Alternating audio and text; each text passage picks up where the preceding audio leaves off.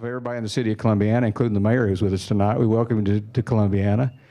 It's an awesome place to be. The Shelby County Arts Council is a 501c3 nonprofit arts organization. We do a lot of things that are easy to see, like this good time we're going to have tonight, but we also do things that are not so easy to see as a 501c3. We could go into the juvenile detention center and teach art and music therapy because we believe that the arts are not only entertaining like tonight, but we believe they're also transformative and even redemptive. Y'all believe that? Well, come on with it then. Yeah. So coming up, by the way, while we're burning a little time here and waiting for people to jump on the internets with us, we got coming up the Eric Essex Group, legendary, iconic, smooth jazz artist known all over the world, actually books all the talent for Alice Stevens Center. He'll be here next weekend. So if you're interested in some smooth jazz, a chill night of that, and excellent musicianship, the Eric Essex Group. After that, Elnora Spencer, great swinging blues and American classics. You'll hear that night with a great band. And then we have David C., who's currently singing with the Temptations. It'll be a night of Motown, great band. And David C.'s been singing with the Temptations for the last decade. Actually, he's a kind of an R&B legend. If you don't believe it, just ask him, because that's what he calls himself. No, it'll be a great night. It'll be a ton of fun. If you didn't see the art gallery next door, the EBSCO Fine Art Gallery, we currently have two world-famous fine folk artists on display, Yvonne Wells and Charlie Lucas. If you just look them up on the YouTube or Google their names, you'll find out how world famous they actually are. The Tin Man from Selma. But and we want to thank you tonight. We always thank the city of Columbiana, the place where we reside. So give them a big hand for being progressively minded to do this kind of thing. You need to come back to Columbiana, have some lunch, spend some time on Main Street. It's an awesome town to spend some time in. Get out in the park when it's not tropical weather like it has been for the last month, and enjoy it. But we want to thank the city of Columbiana. Discover ShelbyAL.com. Check it out. Check out all the great things that are going on in South Shelby County in terms of arts and cultural opportunities. Video Visions Media and Marketing. America's First Federal Credit Union is a sponsor tonight.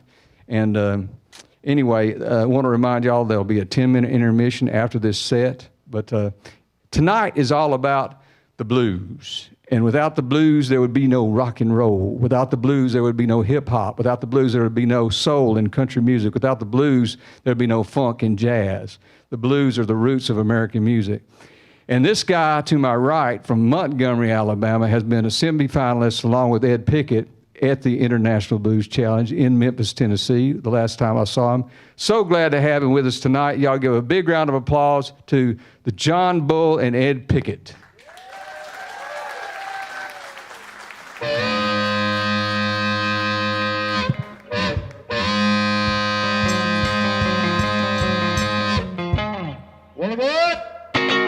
Good night, Trey.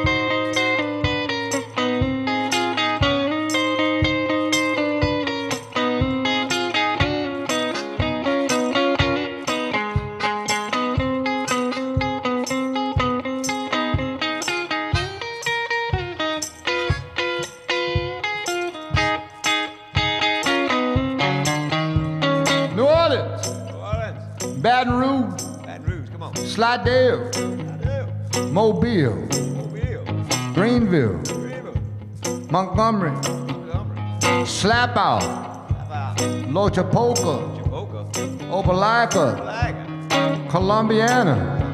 That's our night train.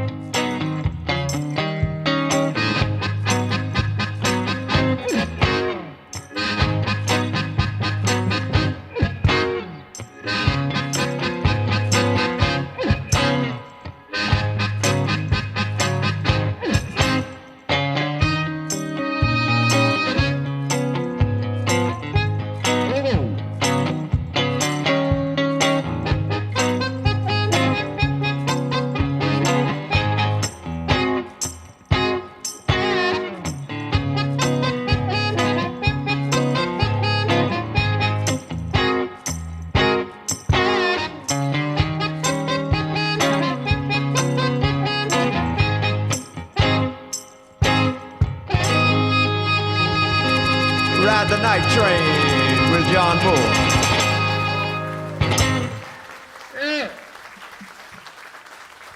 That's John Bull. Thank you, Ed. Ed, what you got for these folks? Well, all right. This is a song that I wrote a couple of years ago about the opioid drug epidemic. It's a terrible thing. This was called the Opioid Blues. I'm gonna have to quit my baby, put her down for good. Yes, I'm gonna have to quit my baby, put her down for good. You see that man been selling her pills down in the neighborhood.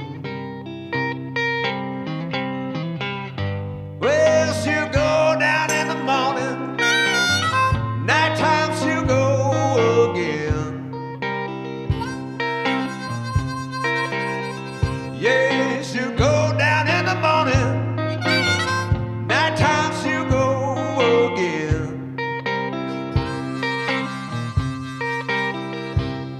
She'll take whatever he got, 7, 5, or 10. Go now.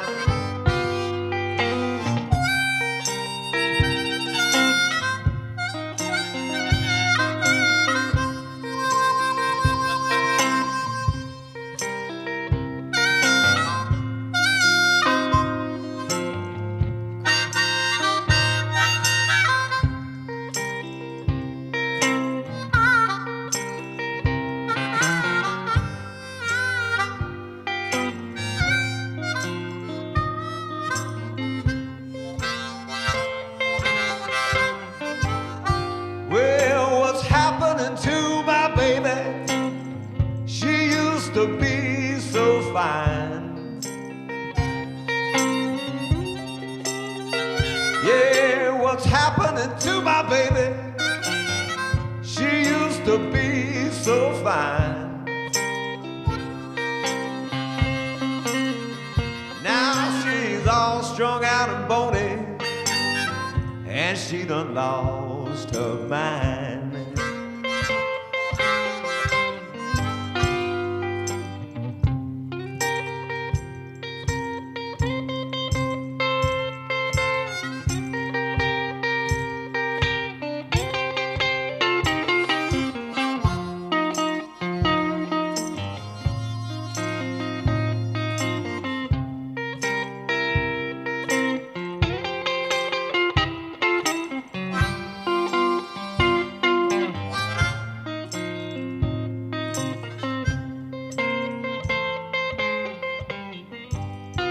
Well, you done spent all your money. Now what you gonna do?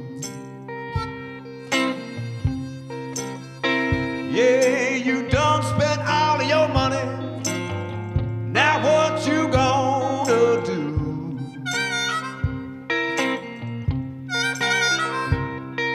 Now you can't pay your bills. Your kids go hungry too. Well, now listen, my brothers and sisters, don't you destroy your home.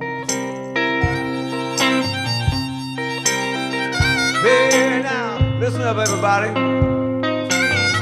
Don't you destroy your home. Listen.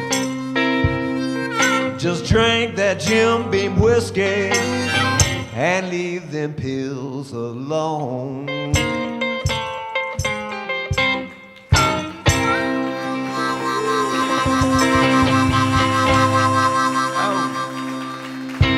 Ed Pickett, y'all. Thank you very much.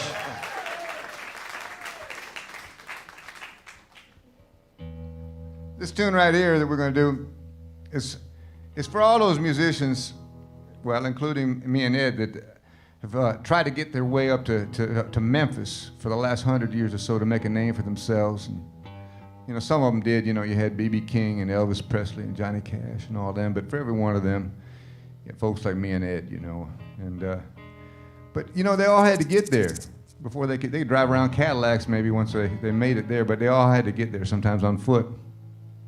They all needed some of that Memphis money.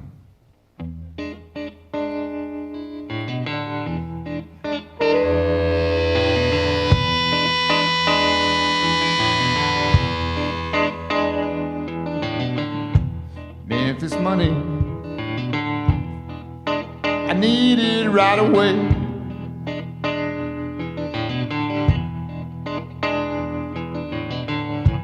Memphis money, I need it right away.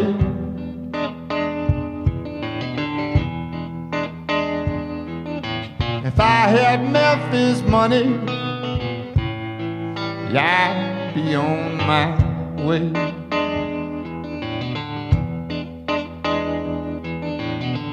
Gonna stop in Clarksdale, let them dig my sound. By the time I get to Memphis, they're gonna lay their money down. Memphis money, that's what I'm singing for.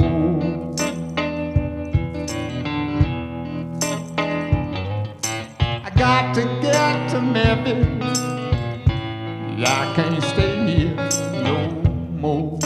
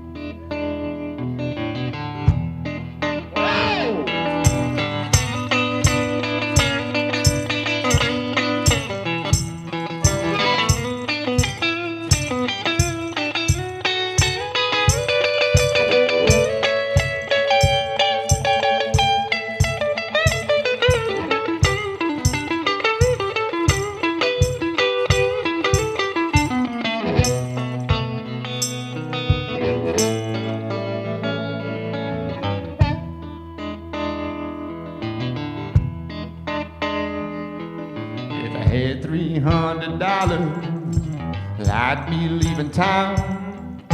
But I ain't got no money, so I'm still hanging around Memphis money. Talking about Memphis, Tennessee.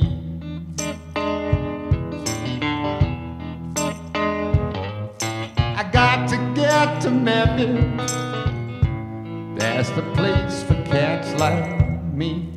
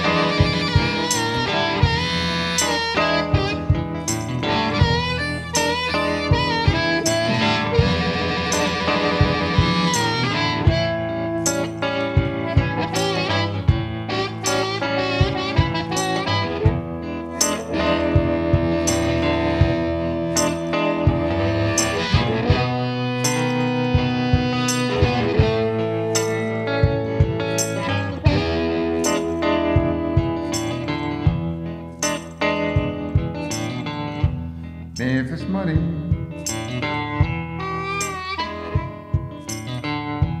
Memphis money.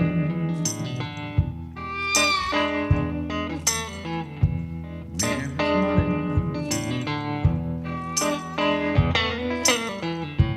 Memphis money. I need it right away.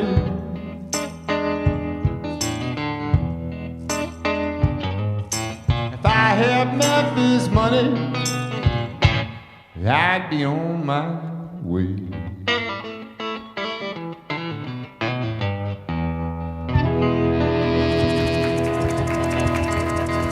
Memphis money.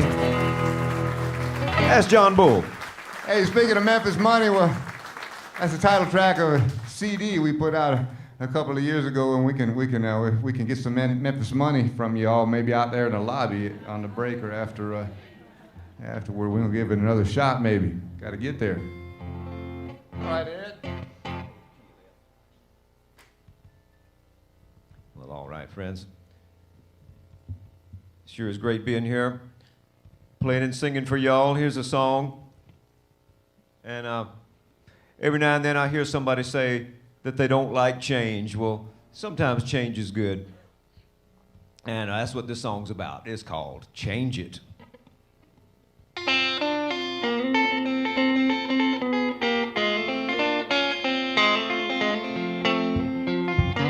Well, if your mind gets you down, you better change it. Change it. Before it puts you in the ground, you better change it. Change it. If your attitude is bad, if it's making people mad, you better change it. Change it. Well, when your tire is going flat, you better change it. Change it. When your oil is getting black, you better change it. Change it. When your antifreeze is old, before the weather gets too cold, you better change it. Change it. Well, you better change it. Change it. Modify and simplify. Change it. Change it. Rectify, diversify. Things don't always stay the same. You might have to rearrange and change it. Change it. Tell about it.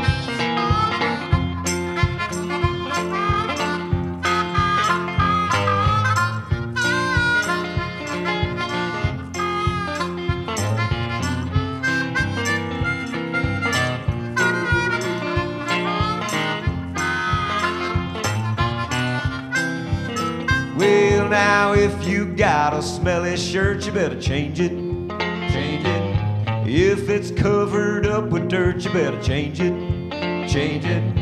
When they start to run and hide, before they make you go outside, you better change it, change it. Go again now.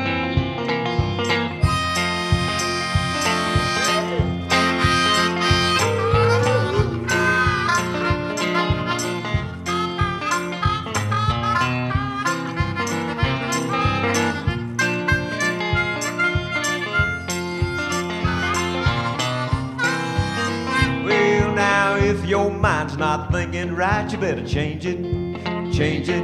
When your outlook keeps you up at night, you better change it, change it. When your luck is running out and the situation is in doubt, you better change it, change it. Well, you better change it, change it. Alternate, eliminate, change it, change it. Innovate and make it great. Things don't always stay the same. You might have to rearrange and change it, change it.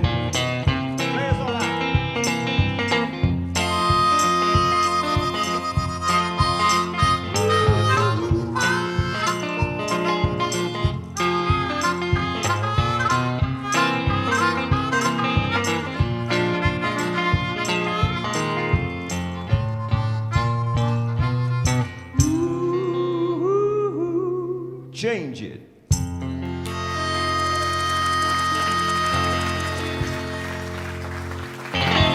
Change it. And then pick a tune.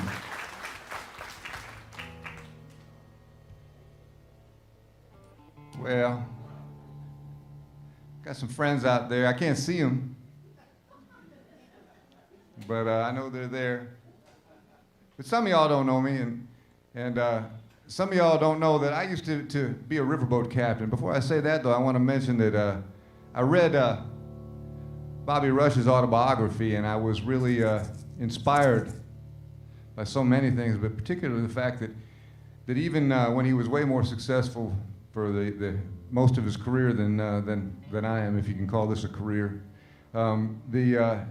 he still had to do odd jobs. He still had to do other things to make ends meet. You know, sold barbecue and drove a cab, did all kinds of stuff, and so he had most of his fame later in life. You know, so maybe there are good things ahead for me. I don't know, but it makes me feel better about it. But I used to be a riverboat captain, so that was the other thing that I used to do. And anyway, one time I had to bring a riverboat 1,400 miles by water from Savannah, Georgia to Montgomery. Now, you can't just go straight across the freeway. You got to go 1,400 miles. You got to go down the coast of Florida, then across the intercoastal canal that runs about 2/3 of the way down, and then across the Gulf of Mexico and up the Alabama River. But the important part is going across the Gulf of Mexico, because they call these things riverboats for a reason. They're supposed to stay in the river. And I'm a riverboat captain, is what I call myself, or used to, still do. But I'm supposed to stay in the river. But there we were in the middle of the Gulf of Mexico, all middle of the night, and one engine at a time we started breaking down, so it got real dark and real quiet. And that's right, real quiet. And so anyway, we went down in the belly of the boat, the hull, you know, and we started messing around with the engine, seeing what was the matter, and we realized we weren't getting fuel. So we ran a garden hose from the fuel tank to one engine. So now we were up and running, but we'd lost our little window of good weather. And now we had 5-foot seas. Now, 5-foot seas, it happens a lot in the Gulf, but we're in a riverboat, as I was saying. So now the boat is rocking from side to side, and every time it rocks to one side, I think maybe this is just going to be the time it's just going to flip right on over. And then we'd get facing the wind and facing the waves, and they'd break up over the bow of the boat, smash into the front doors of the boat, cave the front doors of the boat in a little bit, go through the cracks of the doors, and go down through the carpet and down into the hull. There's a nautical term for that. It's called sinking. See, I see some friends out there beat me to it. So I know I got friends out there. So anyway, but you know the end of the story already, because I'm here and the boat's there in Montgomery. We still play on it a lot. I don't drive it anymore, though. Anyway, anyway, I got to thinking, you got to write a song after that, right? So I started writing a song, and I got to realizing that we're all captains. We're all just trying to get our loved ones, our crew, our family safely across dangerous waters. And every now and again, we get ourselves in a situation. Maybe we're broken down. Maybe we're ill-equipped, a little lost. And we started thinking, maybe our crew, our family, our loved ones, maybe they'd be better off with another captain. Those are the scariest and most dangerous times of our lives. My ship is sinking to the bottom of a cold, dark sea.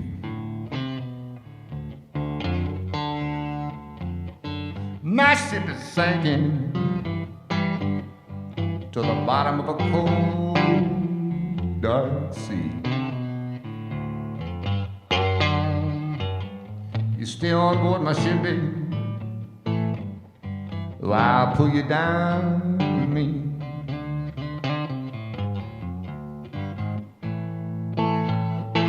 Don't worry, baby, another ship gonna come along.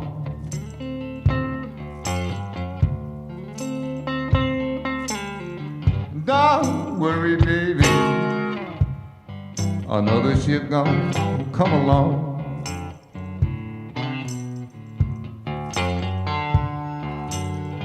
He'll pull you on board his ship, baby. You look back, and I'll be gone.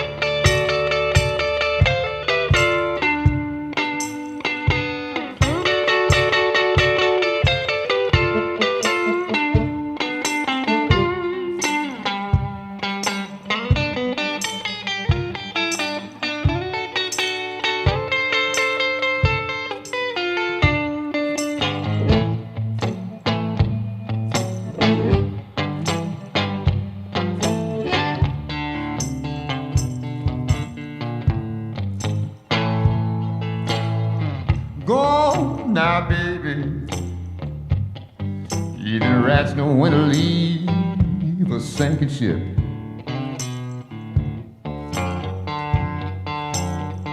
Go now, baby. Even rats know when to leave a sinking ship. When we left port that Sunday morning, died into outline this.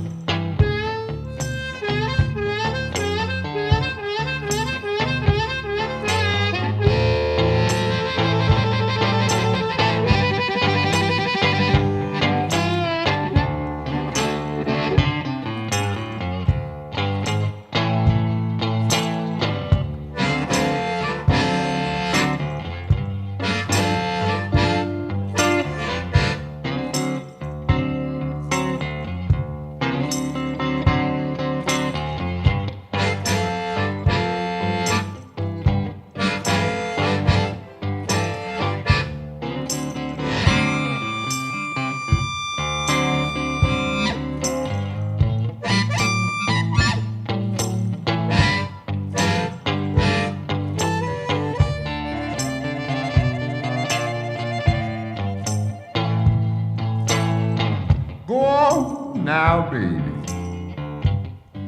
Even the rats know when to leave a sinking ship. Gone now, baby. Even the rats know when to leave a sinking ship. When we left port that Sunday morning, I didn't know it turned out like this.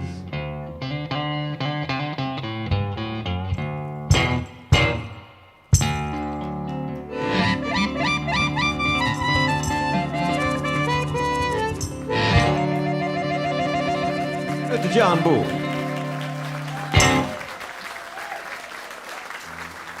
That means a lot to me. Thank you. Thank you very much. Wait, now we got one more thing for you.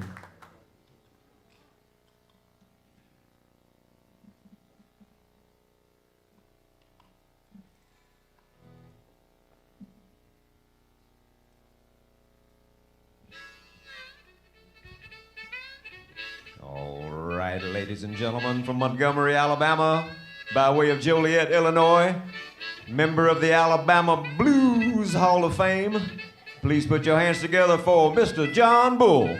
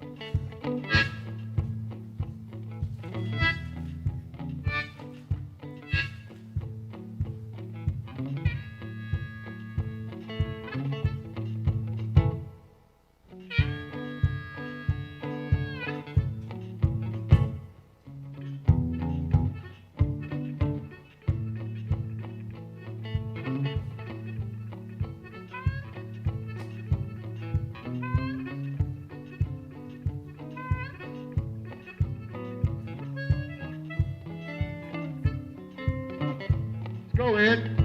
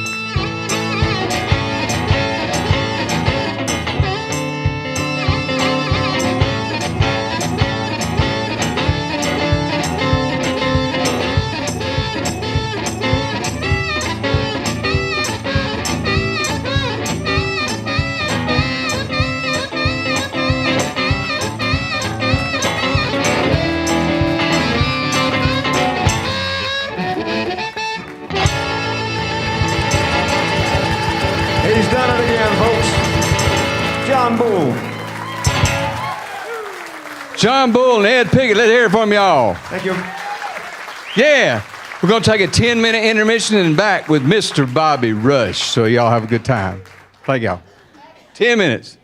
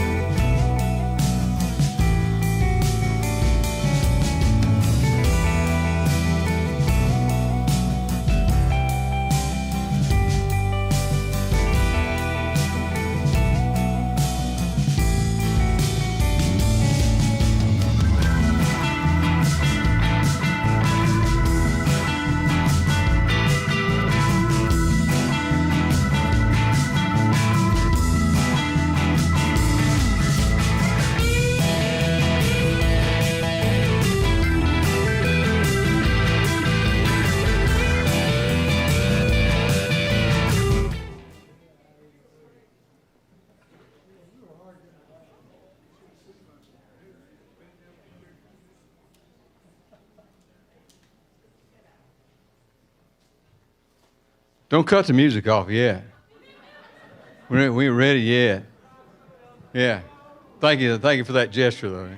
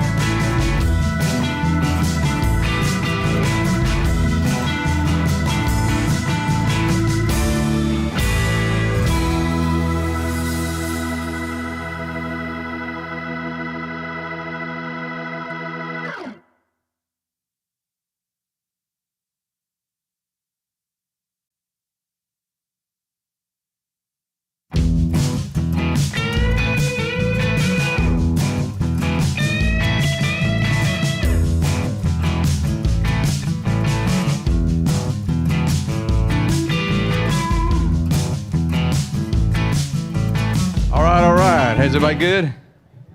Yeah, come on now. That's way better. I mean, there's people on the internet supposedly going to watch this. You might play it back on YouTube. You're going to be ashamed of yourself if you don't cheer loudly. Besides that, I don't see any adverse activity out there. You got no reason to be sad or pent up. We're going to have a good time tonight, right? All right.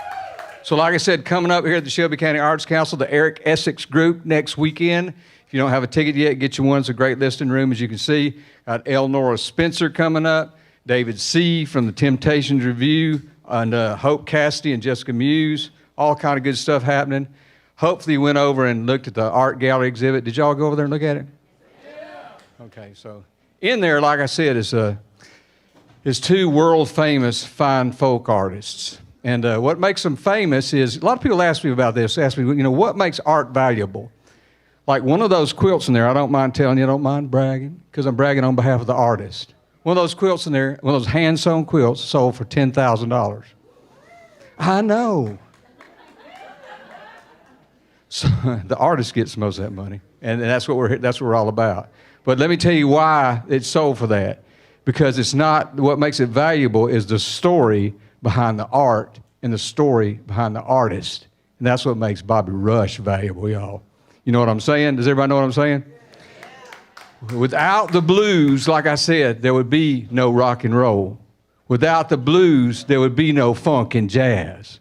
Without the blues, there'd be no soul and country. Without blues men like Bobby Rush, wouldn't be no blues, right? So we're going to give him a proper introduction. Y'all going to help me. So I think you would know the answer to this question when I say it. Who was in the Wall Street Journal this month? Good guess. You got on the first try. Because it's pretty amazing. Who was in the New York Times as a feature this month? That's right. It's pretty good. Who was a feature on NPR, National Public Radio, this month? Who, y'all, and let's start out with a standing ovation, who, y'all, is in Columbiana tonight? Bobby Rush!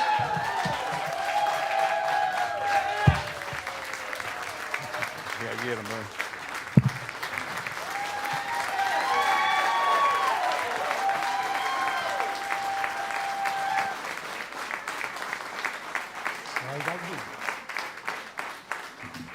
Thank you so much. My name is Bobby Rush. I'm better known as Sue's boyfriend. Let me start off by saying thank you for coming. Thanks for being who you are.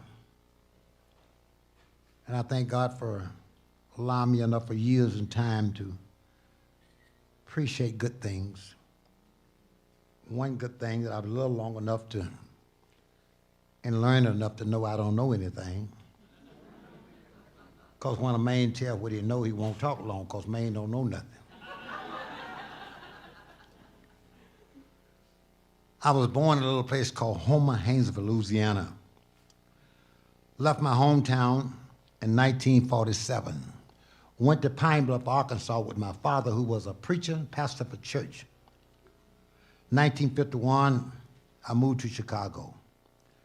I didn't go straight to Chicago because I didn't have enough money to buy my $37 ticket all the way to Chicago. So what I did, I bought a ticket to Memphis, Tennessee, where Rufus Thomas and B.B. King was playing Sonny Boy Williamson, playing on Beale Street. I played on Beale Street enough to make me enough money, because at that time I was making $3.50 a week. Then I made enough money to buy me a ticket for $7.80 to get to St. Louis, East St. Louis, where Chuck Berry, Albert King were living in Lovejoy, Illinois, across the river from Missouri. I made enough money there to get myself to Chicago, where my friends, the guys I looked up to, the ladies I looked up to, Muddy Waters and Howler Wolf, John Lee Hooker, Jimmy Reed, T-Bone Walker, and all these guys was in Chicago, waiting on me. Little Walter lived on 1223 Albany, and I lived 1221 Troy, 2 streets back to back. I would throw a rock and hit on his back door and wake him up. Walter, he would get up drunk like always. So what you want, blood? I had a harmonica look like this. I would say, Walter, I got something for you this morning. He said, what is it? I said, you can't do this. He said, I bet you can. Next 2 weeks, he'll steal my licks and give them to Muddy Waters.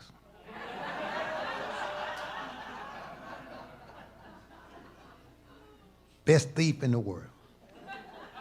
But a good harmonica player. He taught me a lot, and I learned a lot from him. I start off by saying that to you to let you know that Jimmy Reed was my favorite guy. And Jimmy Reed talks out his nose, hey, Bomber Rush, how you doing today, son? He was an old man. He was about 26 years old. I was about 18 or 19. I said, Jimmy, let me play the guitar. I ain't let nobody play my guitar. Then he would give me $2 to go to the liquor store and get him some whiskey. I don't know what kind, just whiskey. And it cost $1.28.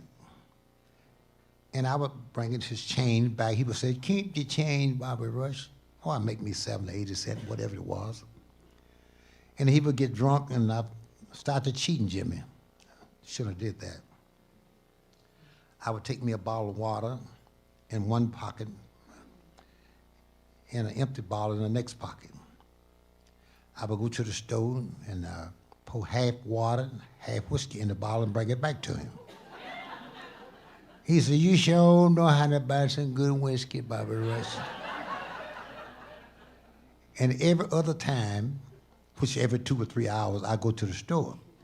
Well, for $1.25, I make me $1.25 because I had half a bottle of water and half a bottle of whiskey. And I put it in the bottle and bring it back to him. So I was making about $3 a day on Jimmy Reed. He would say, Bobby Rush, you sure know how to buy some good whiskey.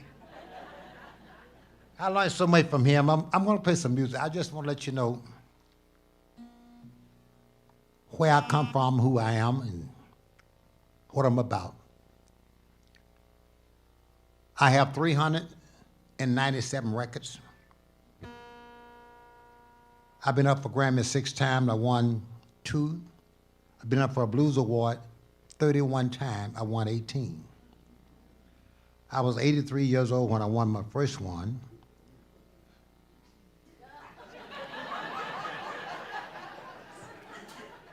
You laughing, but that stuff ain't funny.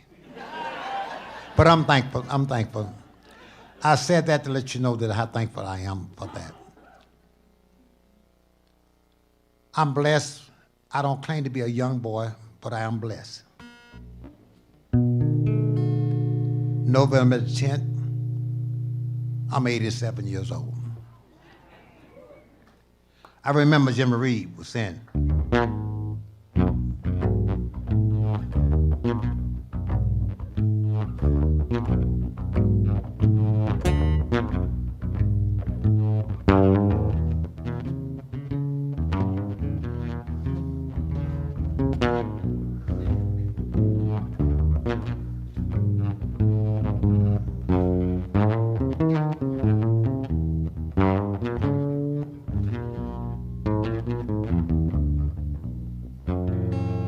Oh, baby, you don't have to go. Oh, baby, you don't have to go. I'm gonna pack up, darling. Down the road I go. Now, Rena, I want to tell you about that because that's when the white player started stealing stuff from the black players. Y'all didn't know that, did you? Jimmy Reed was there. And the Beatles come to town. So lick and turn it upside down. We're talking about come together. Same thing. Y'all didn't know that, did you? I know you didn't know that because you can hear it in the music. But one thing they couldn't steal was this.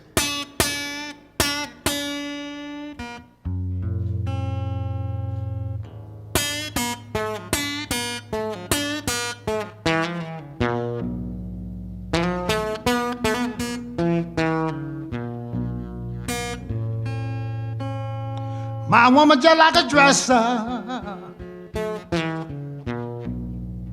Somebody always rambling in the drawers.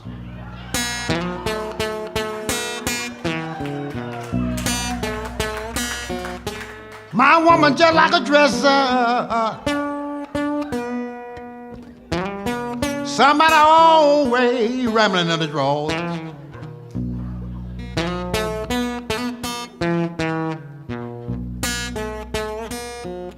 Well, getting to the place lately, I can't put no trust in my woman at all.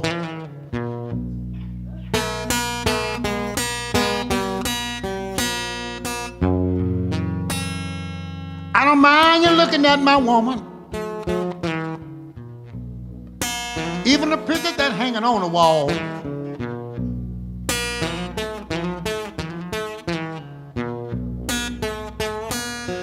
I don't mind you looking at my woman. Well, Lord, I pictured that hanging on the wall.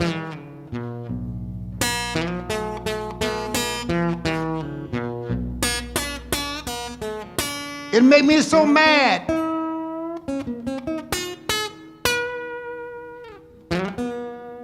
When another man rattled in my drawer.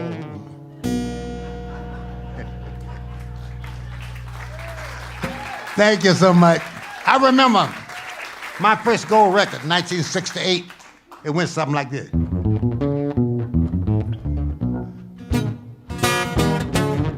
It says, Daddy told me on his dying bed, give up your heart but don't lose your head. You came along, what did I do? Lost my heart and my head too. Lord have mercy. Little girl, you sure can cook. Little girl, I like the way you look. When you cook that chicken, save me the head. Should be working, but I'm home in bed, thinking about you. Dreaming about you. Love that girl. But I love them chicken heads too. Without your love, girl, I just can't go on. Beating I have for you is much too strong. Let me in, let me in, let me in, let me ease on in.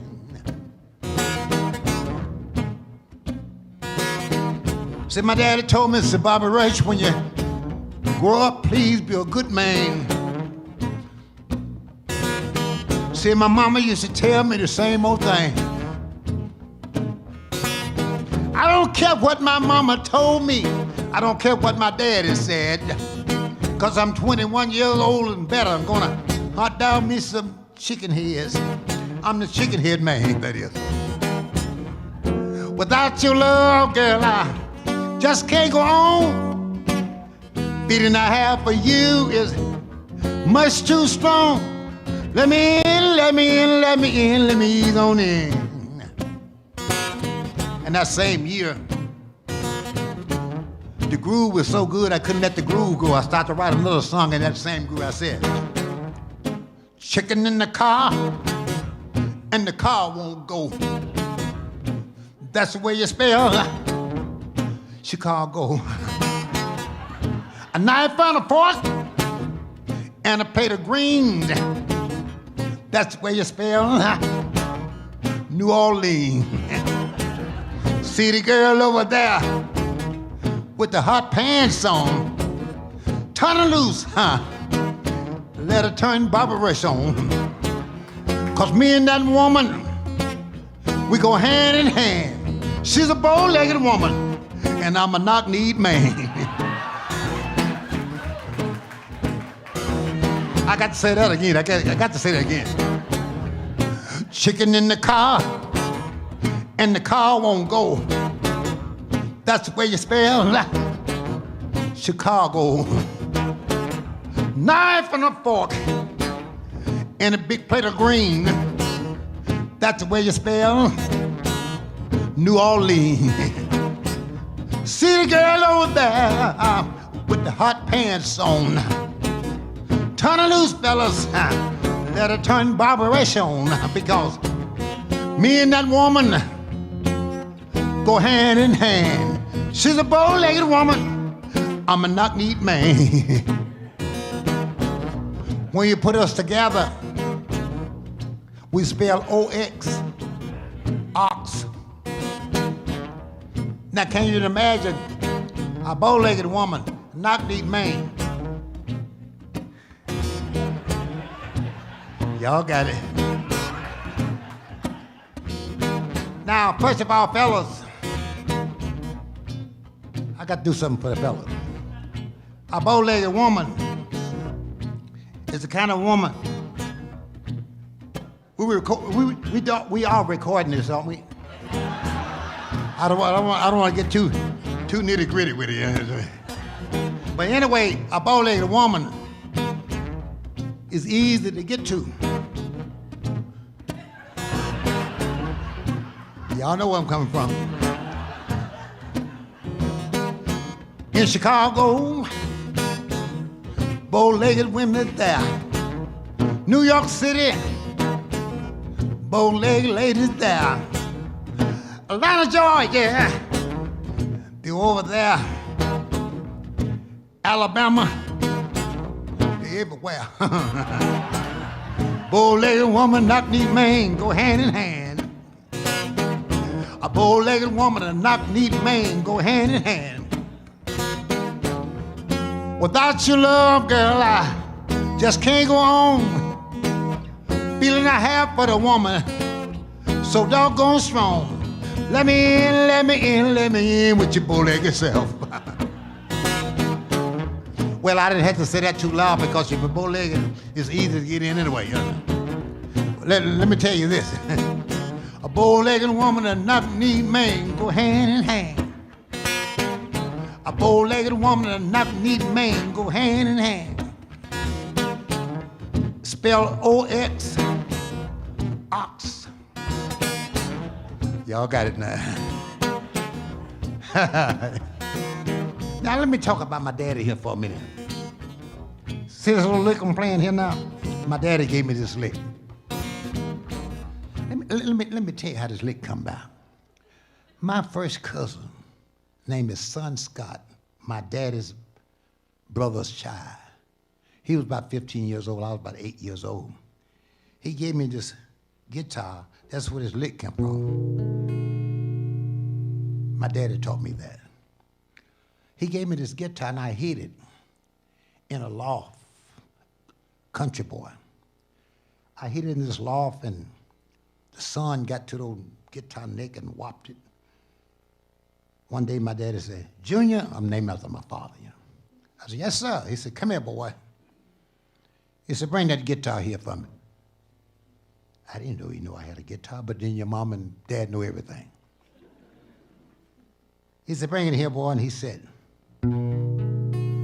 never forget that. He said, let me play a little song I used to play for a little girl when I was about your age, a little bit older.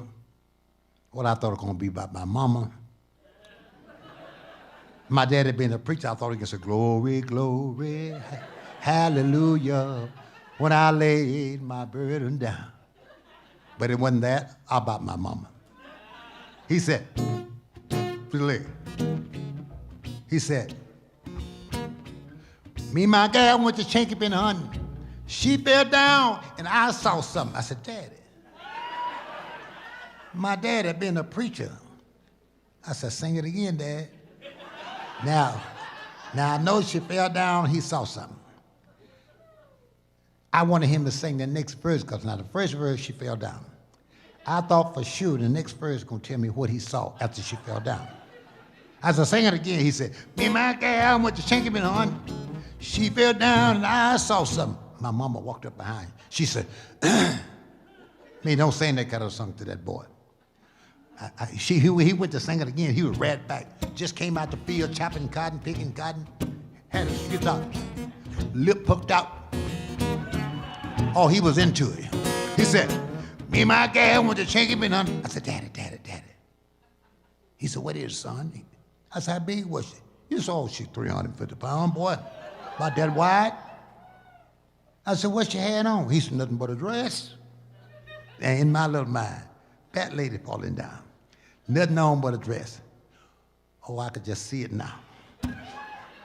He said, me and my gal went to Chinky Bin hunting. I said, Daddy, Daddy, here come mama. Oh, he didn't pay her no attention, or me either, just went through it.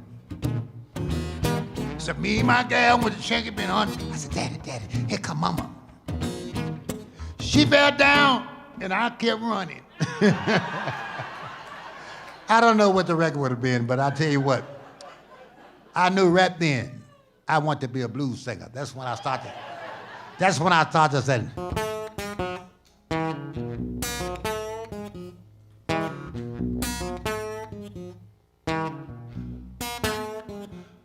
I'm broke and disgusted. Oh, don't have a dime. Lord, I'm broke and disgusted. Oh, Lord, I'm lonely, lonely hearted too. I want you to let me in your house, little girl. Oh, so I can have a little talk with you.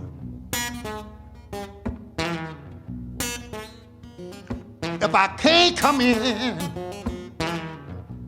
let me sit down here by your door. If I can't come in, let me sit down here by your door. I'll leave so early in the morning, your husband will never know.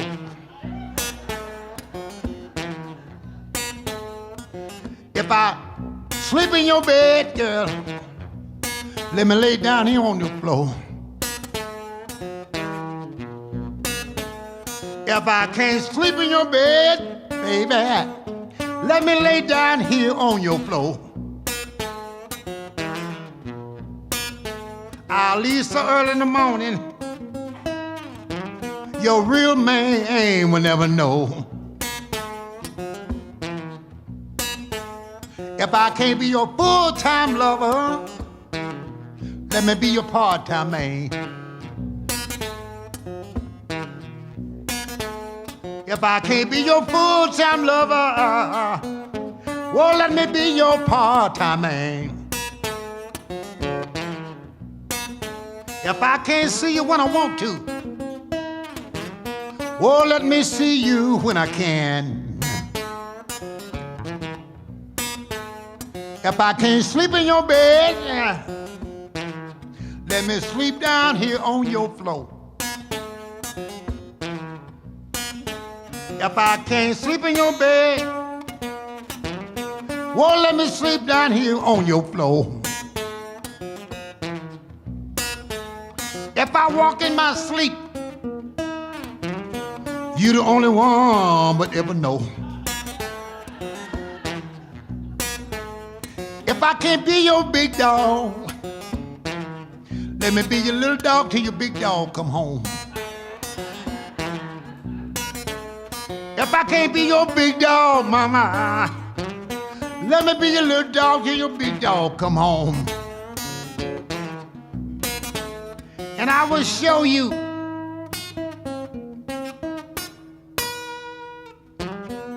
how a little dog can bear a bone.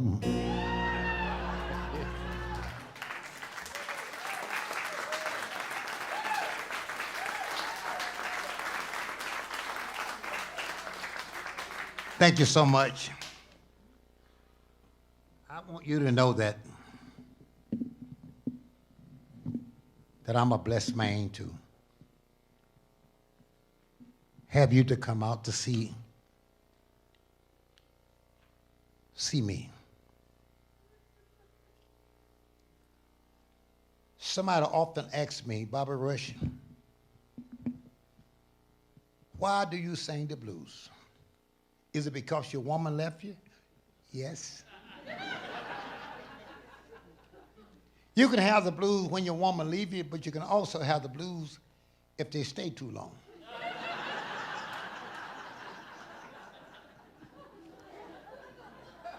Let me show you where I'm coming from.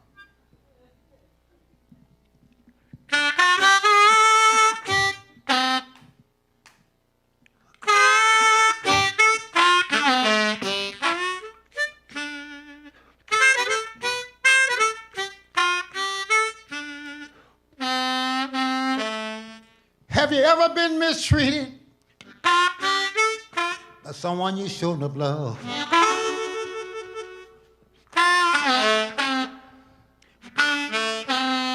Have you ever been mistreated by someone you shouldn't have loved?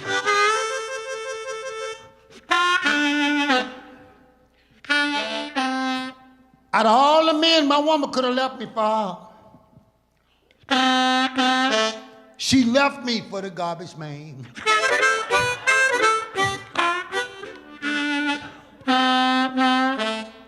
No matter how bad she treated me, still can't get it out my mouth.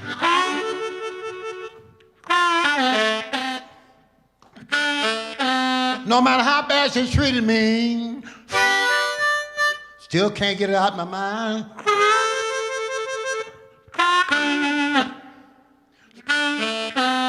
Every time I see a garbage can, I think about her and the garbage man all the time.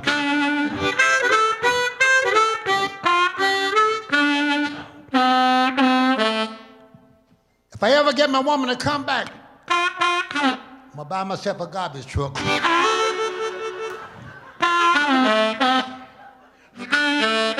I ever get my woman to come back, I'm gonna buy myself a garbage truck.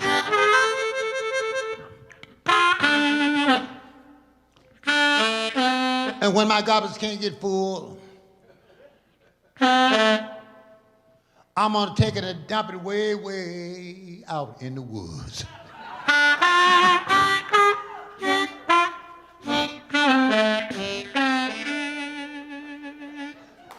That's the blues for you.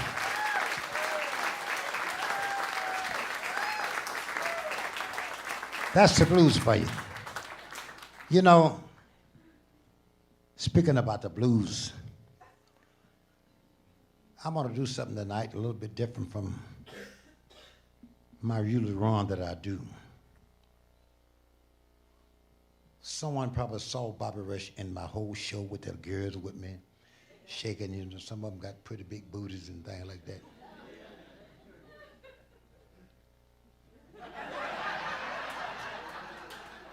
She saw my show, you know what I'm saying? I said that because I want to do something for the fellas, because we fellas get the low end of the stick by most of the thing we do. We got to get the fellas. Now, how you doing, brother? You all right? Good. Don't look at your wife. I'm talking to you now. Trying to get my fellas. Hey, brother, how you doing? All my fellas. Now, reason I'm talking to the fellas now, because when I'm getting ready to say what I'm getting ready to say now, the ladies are not, you won't like this. Look at she looking at me. They won't like this, what I'm getting ready to say. I'm finna hip the fellas. I'm finna get y'all real hip and tell you how to get it in your head of your wife or your girlfriend or what have you. Now, they don't like this for sure. Listen to me good, brother. You too, brother. My brother over here, listen. If you go out and stay longer than you think your wife you should stay. You know it's daylight in the morning, you should have been home. Get in your car and drive home real fast like it's 1 or 2 o'clock in the morning. When you get home, act like you're drunk. I didn't say be drunk now. Just act like you're drunk. Walk in the house just proud with, you know, and take your hot shower. She gonna be mad because you've been out all night, right? Take your hot shower and jump in the bed with a buck naked. Now, she gonna be mad, but she can't take too much of that naked body. Now, what you do with it? You get close. Act like you're drunk. Just get in the bed with her. Just let your hand. You know, just what I'm talking about. Look at her watching my hand. she was watching my hand. Just to let your hand go like that. Just all everywhere. Just oh boy. Yeah, she know I got my hand right. You know. And when you get your hand working like that, now the light's gonna be off. She act like she's not enjoying it, but she enjoying it. Just keep your hand going like that. And here how you do. Fool her. Do your hand real fast like that. Open the cover like that. Jump up quick and turn the lights on. You see her toes going like this. That means she like it. I told you the ladies, they're mad at me. Now look at her. Look at the lady. I wish I had some lights I could see. Y'all mad at me now. Now, that's about how much I'm going to tell you of that because now you know how to get in the head of a woman. Because the reason I'm going to tell you that because I got this problem. In fact, I got 3 problems. Can I tell you about it?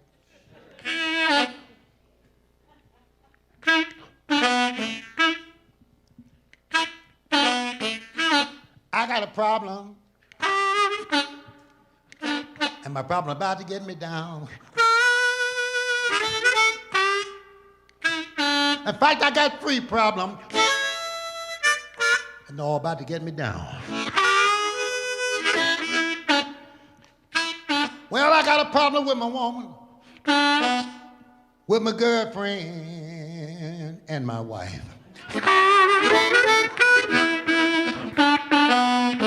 When my problem first started, sneaking around with number 3.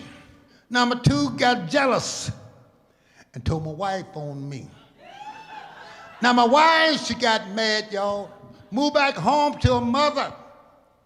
Number 2 left town. Number 3 done found a brand new lover. I got the problem. And my problem about to get me down. Well, I got a problem with my woman, with my girlfriend, and my wife. Now I love number 1. I love number 2. Number 3 will do thing number 1, and number 2 won't do. Number 1 can cook. Number 2 got plenty of money. Number 2 can't cook, don't have a dime, but she sure got good honey. I got the problem. The problem about to get me down. Well, I got a problem with my woman, y'all. With my girlfriend and my wife.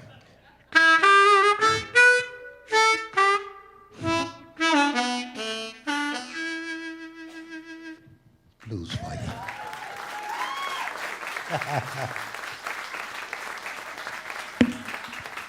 Thank you so much. Thank you so much.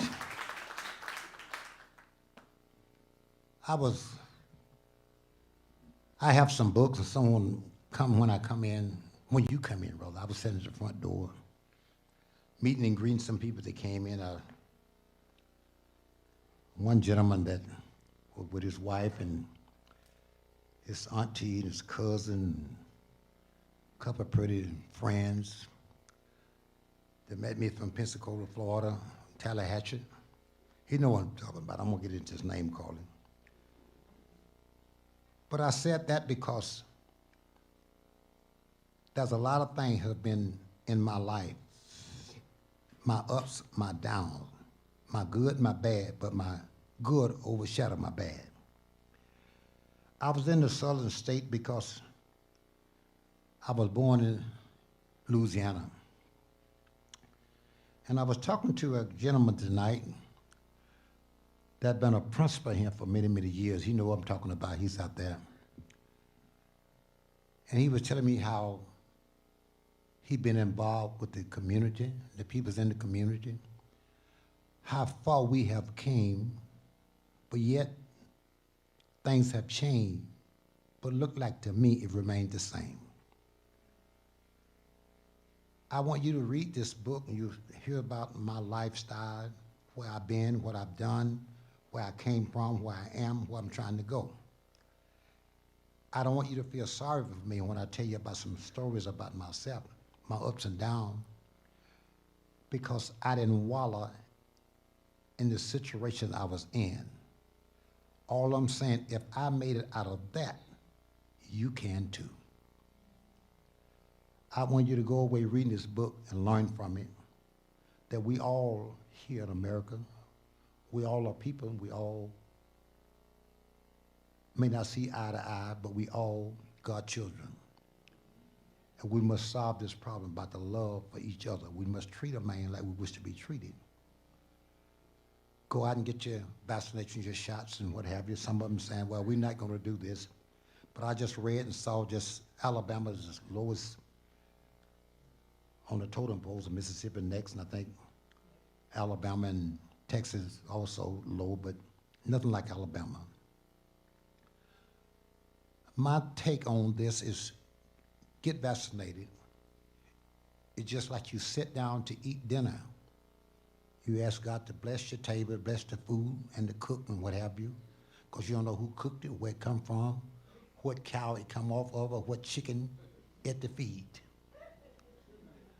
So you do the same thing with your shot, not knowing where it come from, ask God to bless it. That's all we can do. Because enough is enough. We know that's black life matter, as I do as a black man. But all life matters. Because I know Floyd went through some things with a foot on the neck, but I've been had a foot on my neck all of my life. Lack of opportunities. When I left Louisiana, where I couldn't go in certain places, where I couldn't eat in certain places, where I couldn't talk and say certain things, I thought maybe if I got to Illinois, thing was going to be like in heaven for me as a man, as a blues singer, as a black man.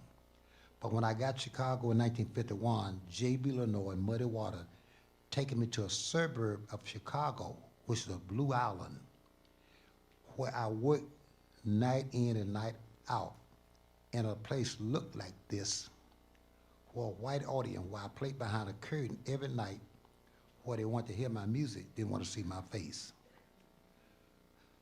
I'm not telling you this to feel sorry for them. I'm telling you that if I made it out of that, you can make it out of yours. We have to find a way to straighten out the issues. It's not just about a black and white issue. Black life do matters, but our vote and our thoughts matter most. Even down to the rappers. Everybody kick them down. And I don't endorse everything the rappers be doing, to have the pants low and what have you. But my motto is that if we lift the head level up, the pants will come with it. That's what we got to do. Thank you. Let me demonstrate a little bit, because I see some young ladies sitting over here. They look like little hippies and what have you. Look like they probably Snoop Dogg's fans. Now listen, I'm not talking about Snoop Dogg, because Snoop Dogg and all the rappers stole that stuff from me and James Brown. I was rapping before they was born. You see, if it wasn't for Bobby Rush, it wouldn't be no 50 cent, be a dime a quarter, something like that. I started to rap. Fish get it, hip, fit, a hopper girl, up I go, y'all, to the treetop, whirly, whirly, whirly, round and round and round. I found a good woman, I got found. Don't you hold back the feeling, mama, how you feel? I snap the ride and let the titty fall out. That is. Now, if that ain't rap, what is rap? That's a little song that you may know as a blues song, but it says, in a little shack down by the bay, not far from New Orleans, I met this pretty woman down there when I was about 19. She went and told her daddy she wanted to marry me, and look on her daddy's face really was a sight to see. He said, get out of here with you, and don't you come back no more. Well, I wanted to meet her daddy like a young man oughta, but he didn't want no Bobby Rush, nothing like me to marry his daughter. When I went by the house that day, he met me at the door. Dad, Mom, Big Brother John, the damn dog named Bo. Saying, get out of here, and don't you come back no more. Well, her brothers and sisters set the dogs on me and made them tear off all my clothes. I was running fast trying to get away down that dusty road. I was running fast trying to get away and I crossed the railroad track. I could hear the kids throwing rocks at me every time I stopped to look back, saying, get out of here with you and don't you come back no more. Well, I sneaked down to get married, judge to do the solemn swear, take this woman for your lawful wife and not a one-night love affair. Before I could open my mouth to say I do, guess who walked through the door? Dad, Mom, Big Brother John, the damn dog named Bo. Saying, get out of here, don't you come back no more.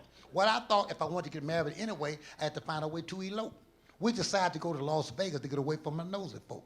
Soon as I got to Las Vegas, the same day I walked in, there was all the king and all the friend, that damn dog again. Saying, get out of here, don't you come back no more. Now, when you get 87 years old, you remember that. Now, I said that to let you know that, thank you. In all of the songs that I've written and sung, 397 songs. I've written everything and produced everything except for maybe 3 or 4. And I'm a blessed man, 300 some odd songs. You know I can remember all of that shit? Yeah, I can remember all of it. I remember a lot of stuff that and what I don't remember is because I don't want to remember. You know, I said that to let you know that I'm so thankful to see you. I'm one of the few artists that have crossed over.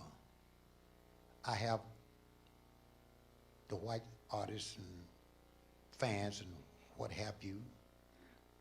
There's not many guys who wear the 2 hats, and I'm blessed man to do this. I'm not bragging about it, I'm so thankful because I have crossed over, but I never crossed out. I'm still this black man, this black entertainer who love what I'm doing and impressing what I'm doing and still learning and enthused about what I do. Thank you for letting me be me.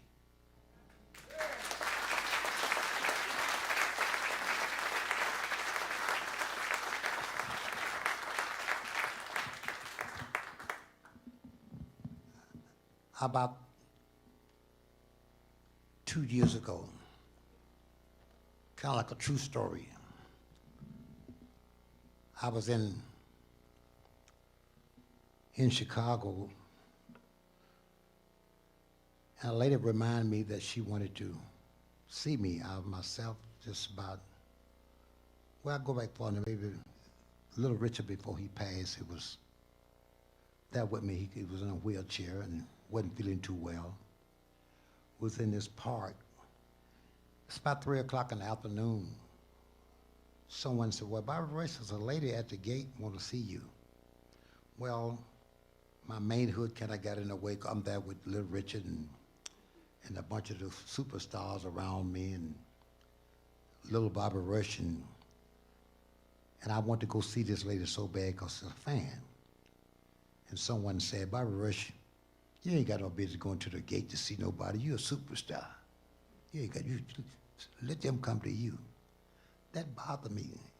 About 3 o'clock in the afternoon, so 2 or 3 hours later, the guy come to him and said, Bobby Rush, there's a lady at the gate want to see you. It's 6 o'clock in the afternoon now. So I didn't want nobody to see me dropping my position in the head that I was just superstar, you know, and Little Richard, I'm opening the show for Little Richard, but yet I'm a pretty big guy in Chicago. So I eased to the gate. 3 hours later, there was a lady at the gate in a wheelchair. She was 103 years old with both legs off. She turned around, couldn't hardly talk. She said, Mr. Bobby Rush. She was shaking like this, had a picture in her hand. This is my daughter when she was pregnant with the girl that pushing me. And she's 58 years old. Looked at the picture, me and her daughter, pregnant with the girl cooking, and she passed at the birth of this child. I could have fell on the floor. I had this lady wait all this time just to tell me this. So I made it my business from that time to now. When you call on me as a fan, I try to be there to see what you want, because you never know what it is that you want. And I love you for loving me. When I was sitting at the front door and some people came by and bought a few books and just talked to me, it doesn't matter what you bought books or not, as long as you talk to me. That means something to me. I want to let you know what kind of person I am. I had a beer in 1957. Never had a drink before or since. Did a lot of other things I shouldn't have done. In this book, I told the truth. Well, one thing I might have told wasn't true.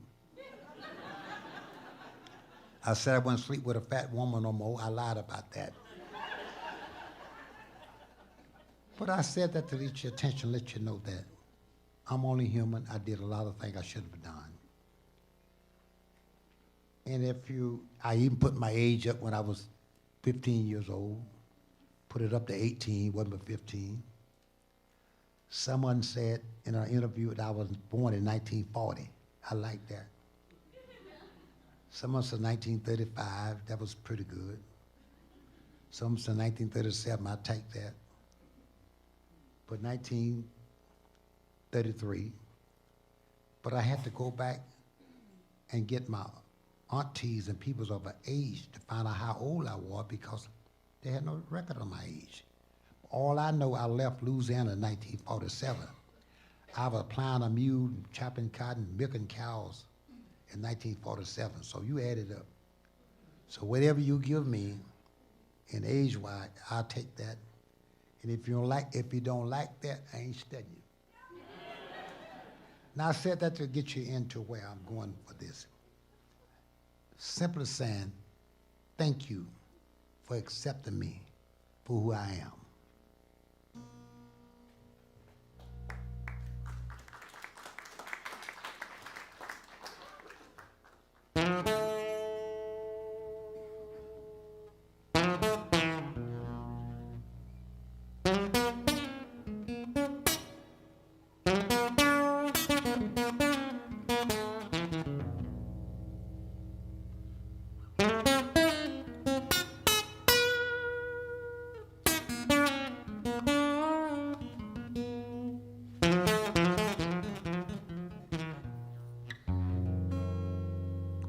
Did y'all hear about the burning?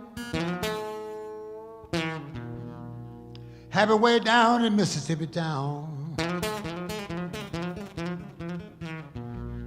Did you hear about the burning?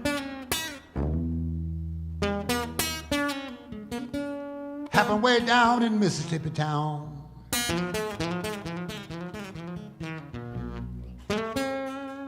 They were decorating a nightclub one night, and they burnt the whole doggone town down.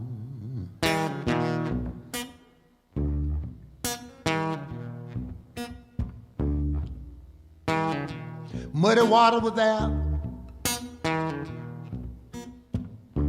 Howlin' Wolf was there too. B.B. King was there. What about me and you? Did you hear about the burning? Happened way down in Mississippi town.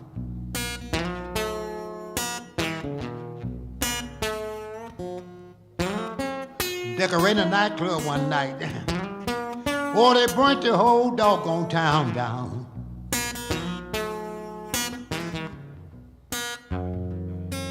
How long? Somebody tell me how long, how long?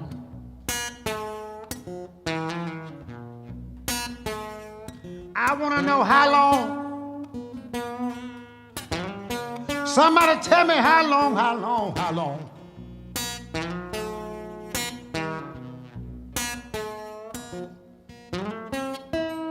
If you're confused, I'm talking about my 40 acres and my mule.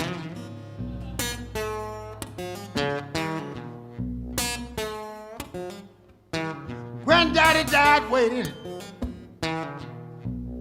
Grandmama died waiting too.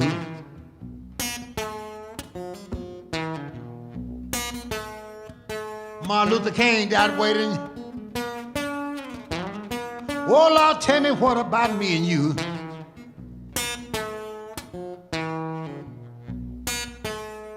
If you're still confused, talk about my 40 acres and my mule.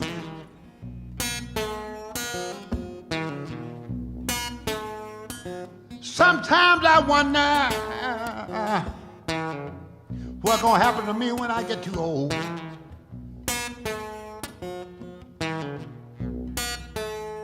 Sometimes I wonder, y'all, what's gonna happen to me when I get too old?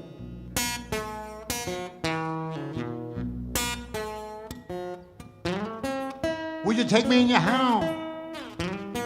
Or would you just throw me a door?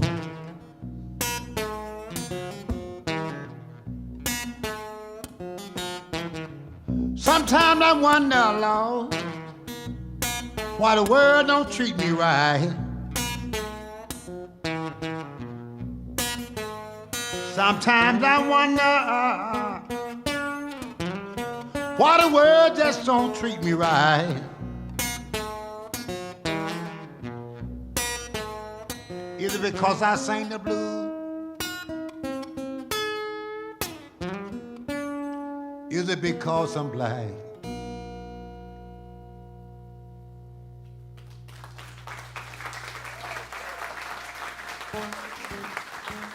Thank you. Fellas, some call me henpecked man. I'm not henpecked. I just been picked by the right hen. Last night I came home, tired as I can be. Saw some shoes on my bed where my shoes supposed to be. I said, wake up, explain this stuff to me. Whose shoes under my bed where my shoes supposed to be? She said, Bobby Ray, you sounding silly. Open your eyes up and see. That ain't nothing but a cabbage head your grandmother gave to me. Now I've been all over the world, Maine to Mexico. I ain't never saw a cabbage head with laces before. Tried to paint me crazy. She tried to make a fool out of me. The next night I came home, still tired of man could be. I saw a coat on my coat right where my coat supposed to be. I said, wake up quick, explain this stuff to me. Who coat on my coat right where my coat's supposed to be? She said, Bobby Ray, you're sounding silly again. Open your eyes up and see. That ain't nothing but a blanket your mother gave to me. Now I've been all over the world, from Maine to Mexico. I ain't never saw a blanket with sleeves in it before. Tried to paint me crazy. Tried to make a fool out of me, y'all. Last Christmas I came home, tired of the man could be. Saw a car in my driveway where my car's supposed to be. I said, wake up quick and explain the stuff to me. Who car in my driveway where my car's supposed to be? She said, Bobby Ray, you sounding real crazy. Why don't you open your eyes and see? That ain't nothing but a tricycle Santa Claus left here for me. Now I've been all over the world, from Maine to Mexico. I ain't never saw a tricycle with 4 wheels before. She tried to pay me crazy. Yeah, I'm hitting back. Yeah, I'm hitting back. I'm really hitting back. I got to tell you this. Little true story. Being a married man and everything. But when I was about 15, 18 years old, I was in love with this girl called Sue. Now, she lived across the railroad track in my hometown. Now, I didn't see Sue for about 40 years. We had a distance between us. She got married, and I got married again, and she got married again and again and again. But when I saw her about a year and a half ago, a little before this virus came in, she looked at me, and she winked at me, and she blinked at me. I thought I knew her, but I wasn't quite sure. I said, yeah, that looked like her. She had changed a little bit. Well, I'm thinking I make this a little clean. Well, I don't have to make it clean. She had got fat.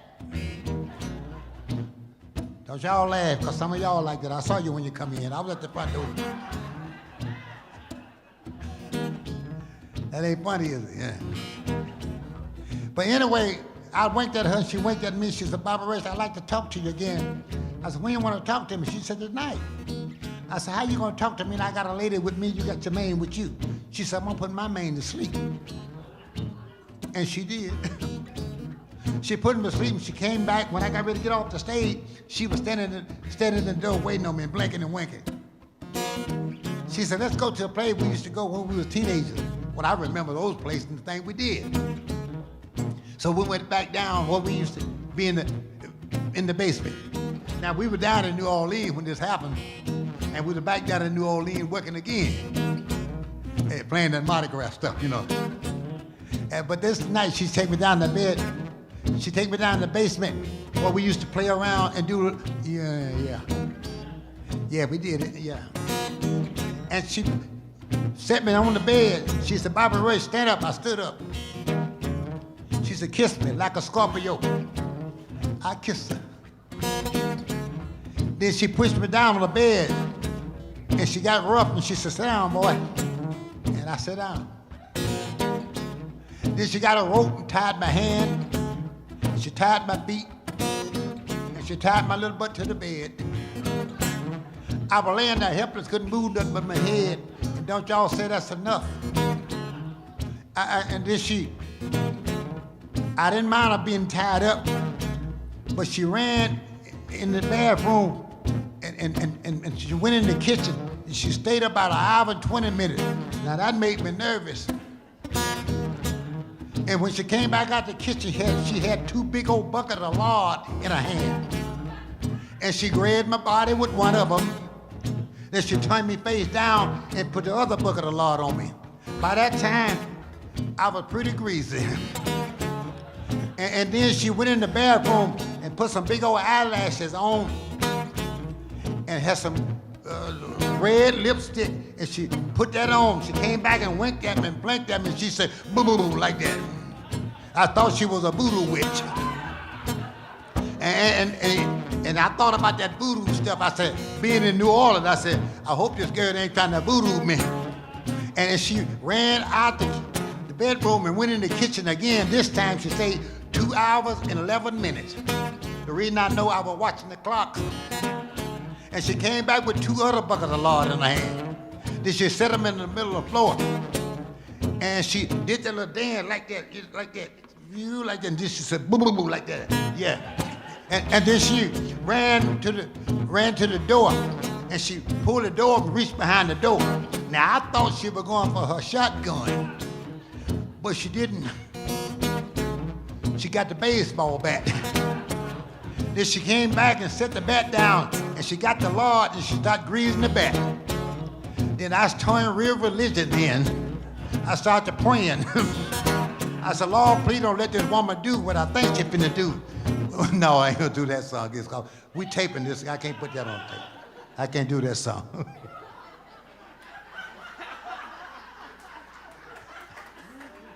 My man said, what you do with the bat?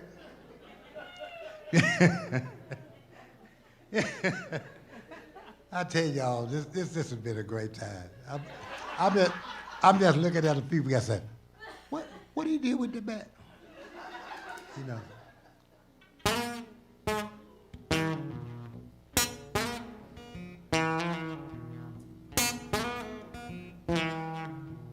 Good morning, little schoolgirl. Can I go home with you? Good morning, little schoolgirl. Can I go home with you?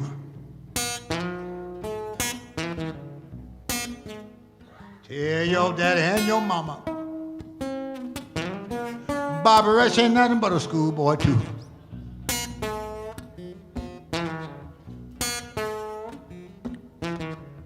Good morning, little schoolgirl. Good morning, little schoolgirl. Can I carry your books home for you? Good morning, little schoolgirl. Can I carry your books home for you?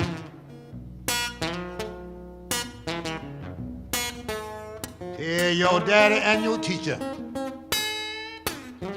Bobby Rush ain't nothing but a schoolboy too. Good morning, little schoolgirl. Can I carry your books home for you?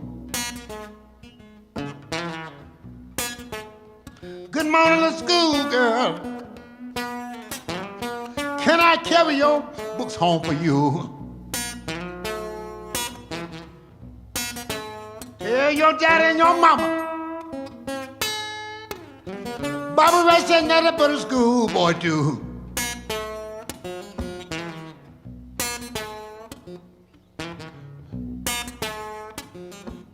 I remember when I wasn't much more than 9 or 10. Oh, how I remember when I wasn't much more than 9 or 10. You know I love you today, little girl. Just like I loved you way back then.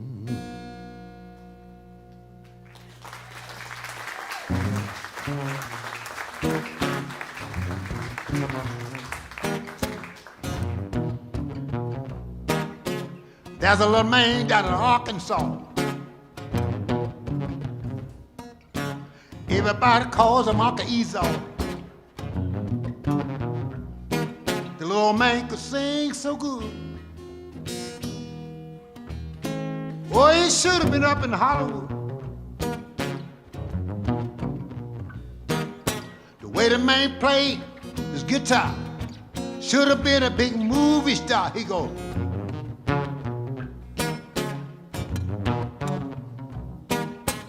Uncle Esau went to town, riding the billy goat and leading the hound.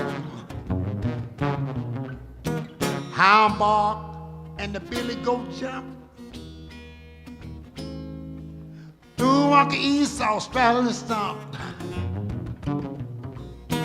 He was so outdone he didn't know what to do. Grabbed the guitar and played the blues. Go.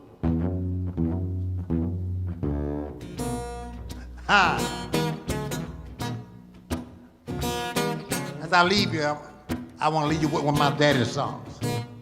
My daddy would say,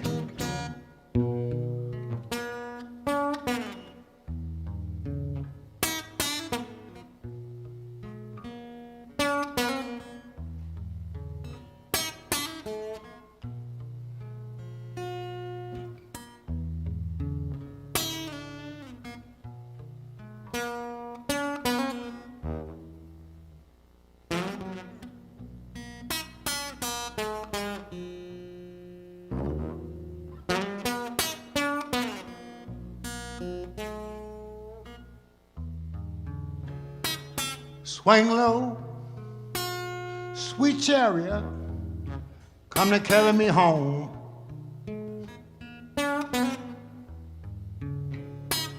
Swing low, sweet chariot, come to carry me home.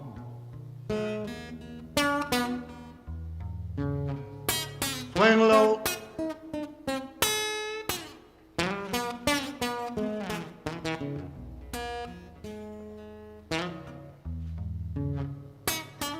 I looked over Jordan, y'all. What did I see? Band of angels are coming after me. That's why I said, swing low, sweet chariot, come to carry me home.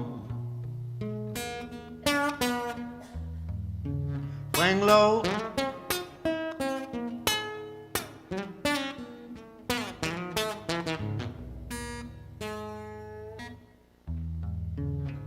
If I could, I would. I shoulda would.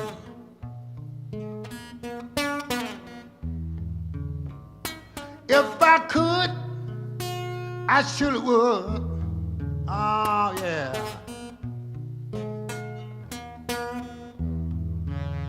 I was standing on a rock, standing on a rock where Moses stood.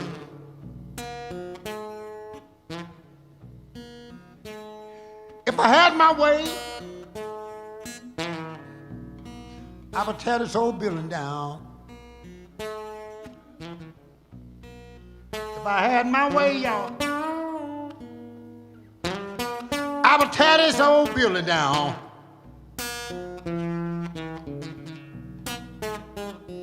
I would move to the other side of town.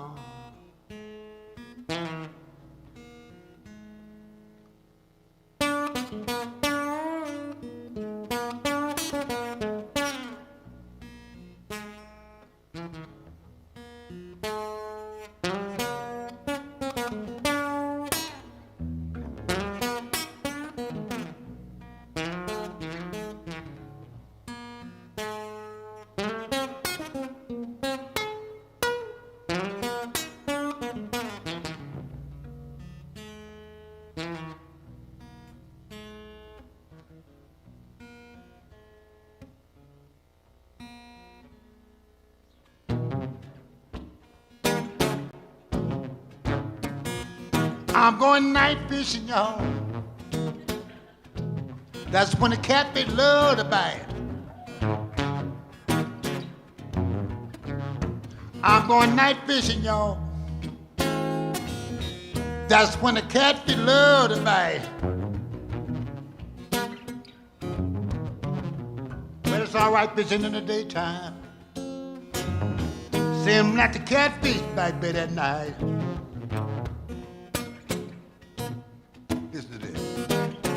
I know a little lady, live right down the road, stand about this tall. She got a good little catfish hole, night fishing.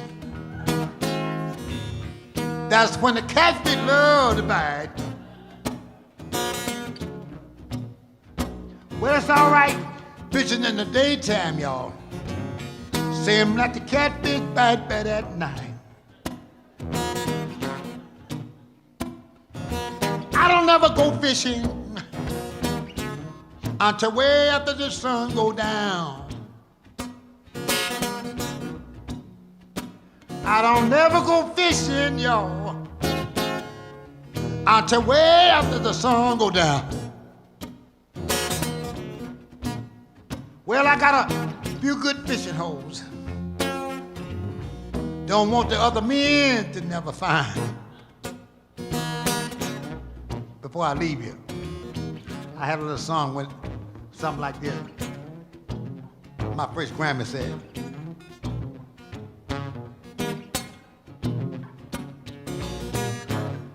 it called, did y'all hear about the Grammy? Y'all hear about it? Y'all know about it? It said porcupine meat is too fat to eat, it's too lean to throw away. Know a little woman, she hard to get. Everybody tell me she ain't fit. I wanna leave the woman, but I can't leave alone. Every time I leave, she got me running back home. That's porcupine meat. It's too fat to eat, it's too lean to throw away. Got me now, you got it? too fat to eat, it's too lean to throw away. Porcupine meat is too fat to eat, it's too lean to throw away. Porcupine meat is too fat to eat, it's too lean to throw away. I said, porcupine meat is too fat to eat, it's too lean to throw away. I got this woman, y'all, I can't leave alone. No matter what I do, I just can't leave alone.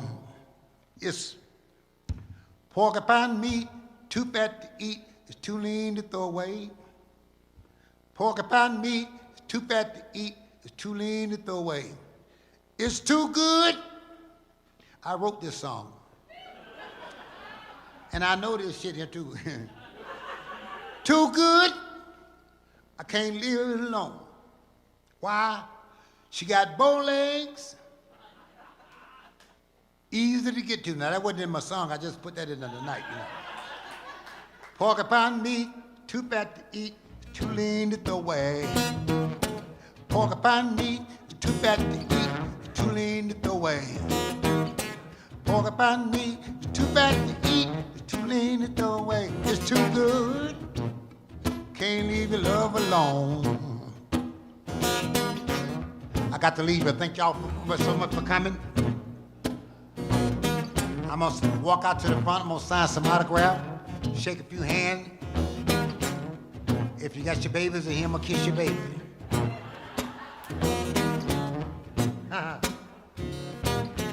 Porcupine meat, I love you back, love you back. I ain't studying.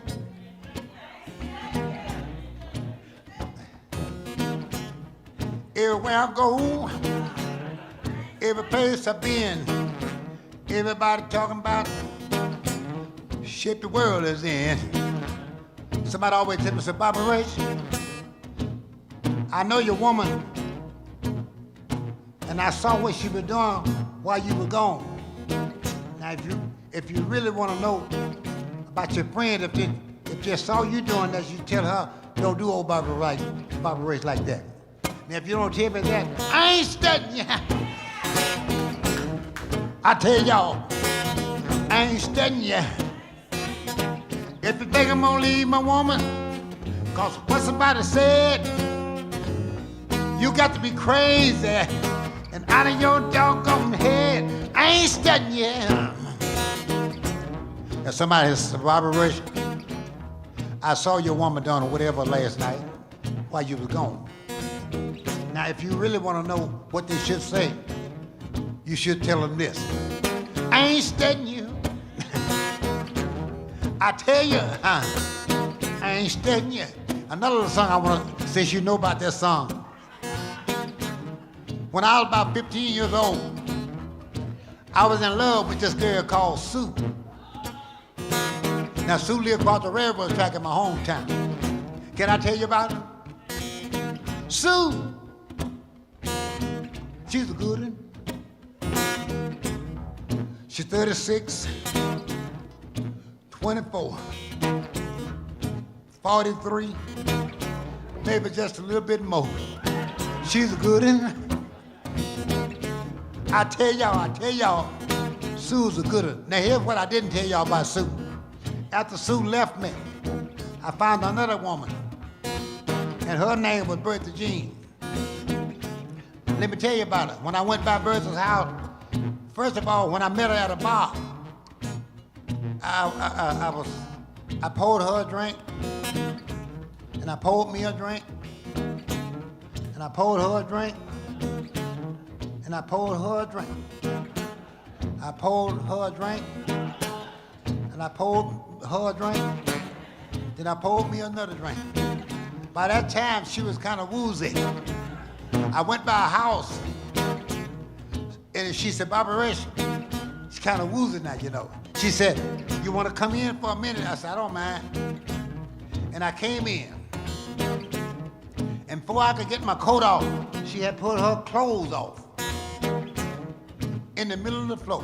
And she kind of begged for me, said, Barbara Rich, she did me like this. Come here. And I came down. She said, kiss me. And I kissed her on the jaw. She said, I said, what's wrong? She said, too high. And then I kissed her on the chest. She said, uh-uh. I said, what's wrong? She said, still too high. Then I got on my knees and I kissed her on the kneecap. She said, uh-uh. I said, what's wrong? She said, too low. And then on my way up, I kissed her on the elbow. She said, uh-uh. I said, what's wrong? She said, too wide, too far out. And then I thought about what my mama used to say. Don't ever say what you won't do.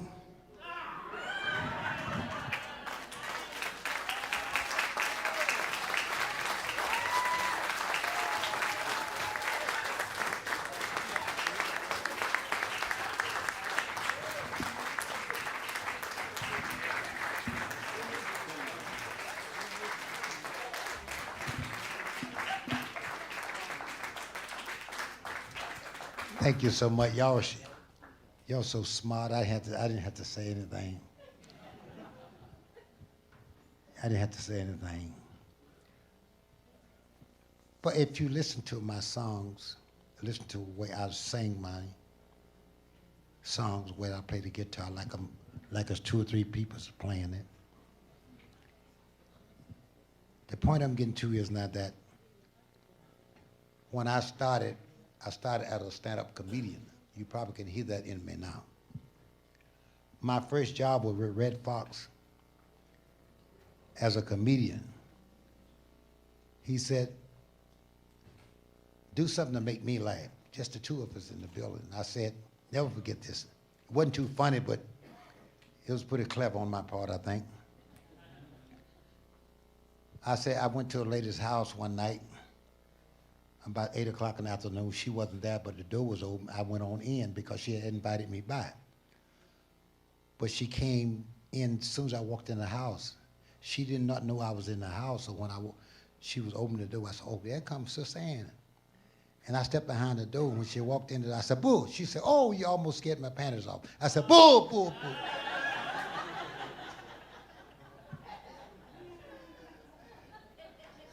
Yeah, that's what I said too.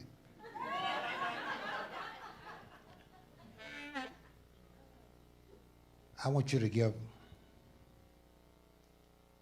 my friend, the gentleman was up before me. I don't know where he's going or not. Is he still there? Oh, come on, stand up for a minute. A great harmonica player, hometown. Could y'all please love you, brother? Love you, brother. Hey, you the best. You the best. You get that place, did he leave? It's gone. Tell him I said, right on. Great harmonica player. I'll give him another hand.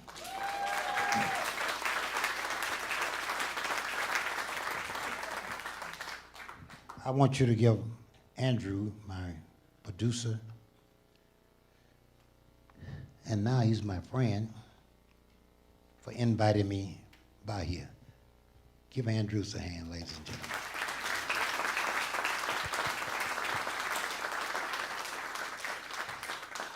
All the camera crews and the people who make this happen behind the scene, under the scene, over the scene, and all them kind of things. Give them a nice round of applause, ladies and gentlemen.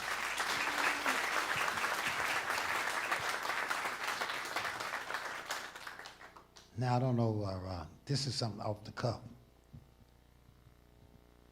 You got an A? Yeah. Come on up here with me.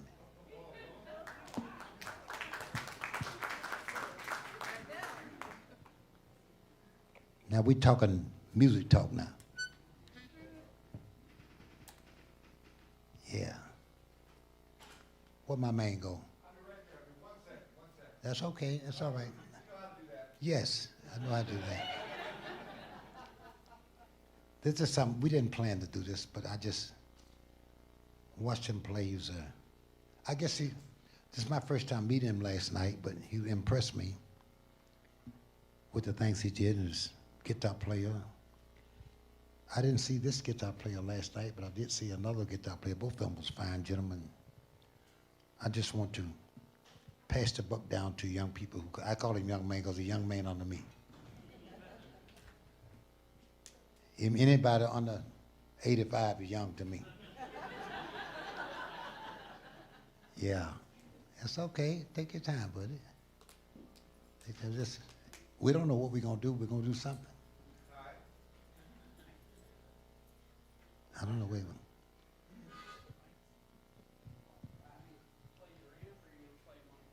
Go do your amp. Wait, get you. Yeah, get you. Yeah. Now, this is something we didn't plan, but this is going to be good for the bureaus. You know, what your mother called you when you was a kid? My mama called me Junior. She called me John. John?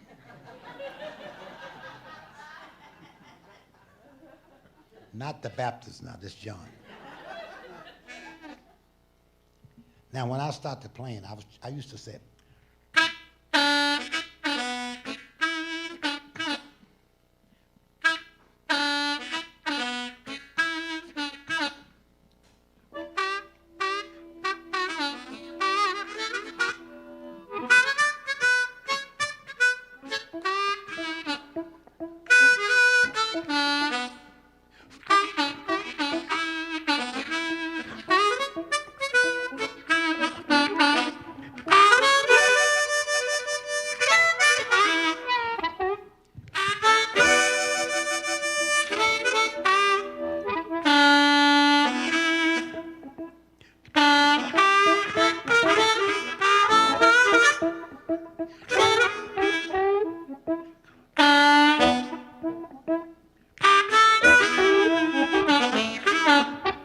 John, ladies and gentlemen.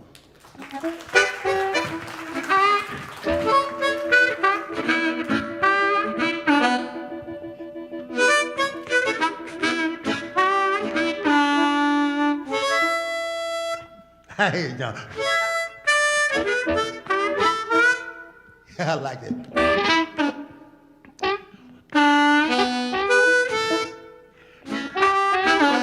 Y'all like the blues? Y'all like the blues? John, let's get. They say they like the blues. Okay.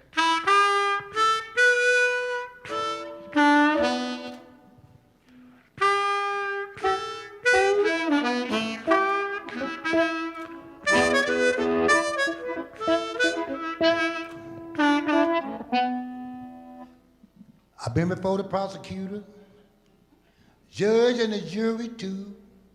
They're trying to give me 40 years, y'all, for something I just didn't do. Somebody tell me, what kind of justice could this be?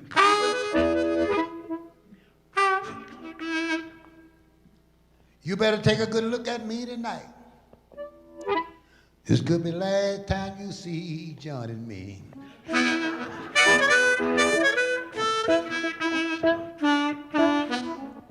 Till I was sitting in jail,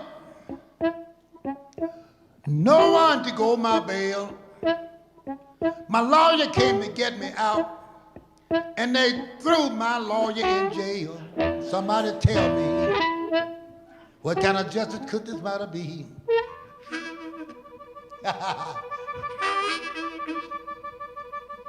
Well, you better take a good look at me and John right now. This could be the last time that you see me.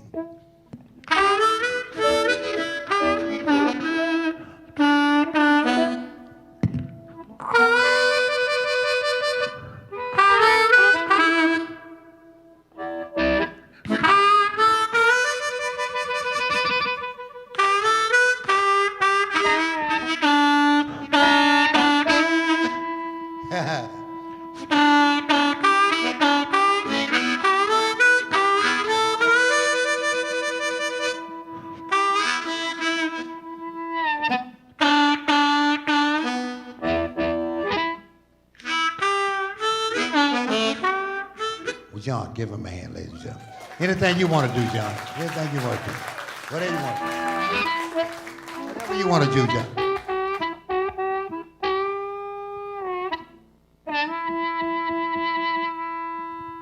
John, ladies and gentlemen, give him a hand. Hey, John. Thank you, May. I just want to have that on camera. Thank you so much. Love you, May. You wanted that. Yeah. You wanted to have it on camera. Yeah. You wanted it. I wanted it on camera. That's right. That's what I'm talking about. That's what I'm talking about. That's. Where your wife goes? She plays. That's not my wife. That's my friend. Well, does she play an instrument? No, no. She don't play. You do what now? I just take the pictures and collect the money. Oh, no, go ahead, baby. And she's more than that when she take the money. Yeah, you ain't kidding me. I'm old, but I ain't crazy. Yeah, I'm just old. I ain't that crazy. But she just take the money. I love you, man. Love you, man. You're a good cat, man. Great guy. Great guy. Great guy. You know, well, this ain't what we here to do, but I want to, somebody want to estimate. We don't, this ain't in the group, but a quick question and answer. If I can get down, I can't get down, but just yell out. Something you want to ask me? That's right, put the lights on for a minute. I love that. This wasn't set for no Q&A, but I will take a few questions from y'all. Oh, y'all look good. No, keep the light like that. Keep it like that. If it don't, you know, don't bother you. I like this. Keep your lights right there. I was looking for you, buddy. Yeah, that's my man. I had to get him something. He's so fast. He's so, I'll just make sure I don't. Yeah, come on. Shh.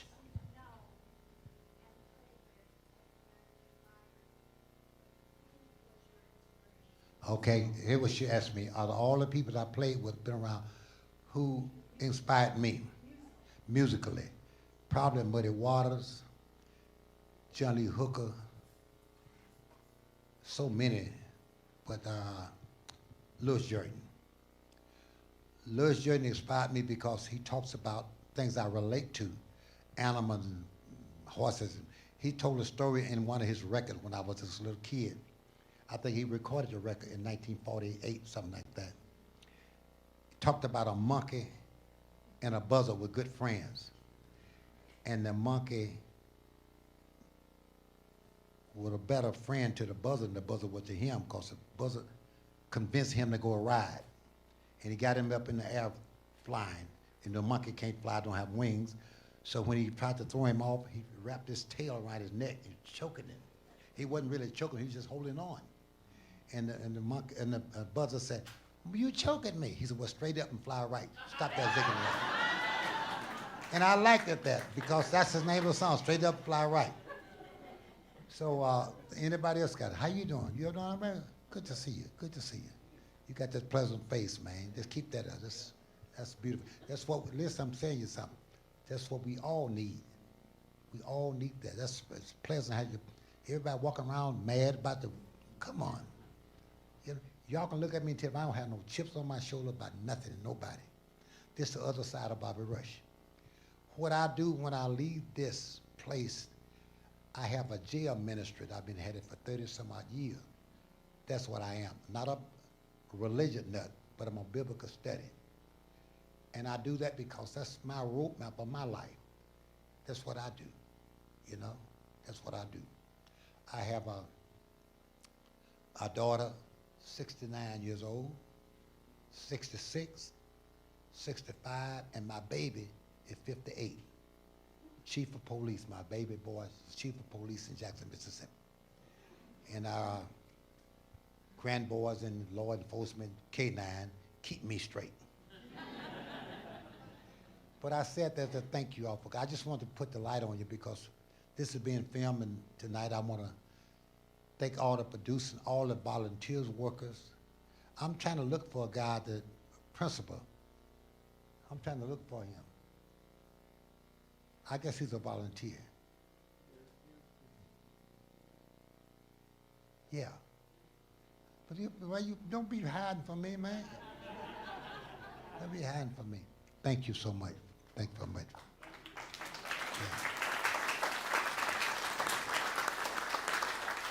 And two of my friends over here, they were saying, well, we come here to boogie tonight.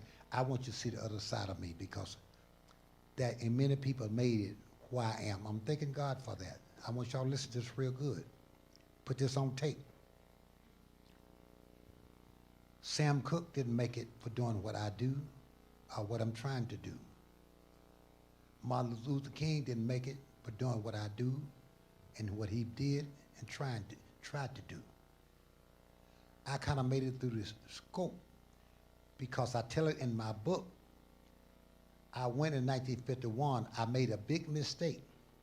I went to get a job, myself, Muddy Waters, Bo Diddley, Willie Dixon, John Lee Hooker, and a few other people sitting around. And I made a mistake. That was a literature on the table when these two brothers, I'm not calling names, but the two brothers were on the record company. So, well, and I read the paper, the 208 and 10 union was merging. And I said to Bo Diddley, I said, Muddy Water was sitting there, I said, this is gonna be good for us as black musicians. Now the union is merging. We're gonna get represented well. So one of the brothers said, what about Rush get that information? He said, off your desk. He threw it back to me and said, what did it say, boy? And I read it to him mistakenly. And he turned to his brother and said, we can't use that N word. He said, because he can read. I didn't get the job. Muddy Waters them got the job because they threw me out because I could read. That's what happens. When you get this book, you'll see. They got the contracts. I got thrown out the door. But I was blessed enough to meet someone, you'll see it in this book if you brought it, meet someone who embraced me. And it wasn't a black man did it. It was Al Capone's brother, Cesar Capone, taking me in 1951. That's how I got to do a lot of things because they thought I knew Al Capone. I didn't know him. But I used that. When they said, hey, come on, Al Capone, boy. I used to that my advantage. So I walk in to do it, and I would get things that Muddy Water couldn't get because they said, don't bother him, that's old Al Capone boy. They thought I knew him, you know. So I can tell it now, you know. I didn't know him. He had no idea who he was. But I got a lot of things did because they thought I was Al Capone boy, you know. So don't you mess with me. Thank y'all so much. This wasn't in our plan to do this, but I want this to go down on tape so you can see that I am that I am. And I appreciate you all looking at me and taking me in. And I appreciate you all. I know you want the boogie. You want the boogie. But this ain't it. But it's okay. It's okay. But I just want you to know that's another side of me. And yeah, thank you. I'm so glad. I'm so glad. I hope I didn't disappoint you. That's the other side. That's the other side of Bobby Rush. Thank you so much. Thank you. Love y'all.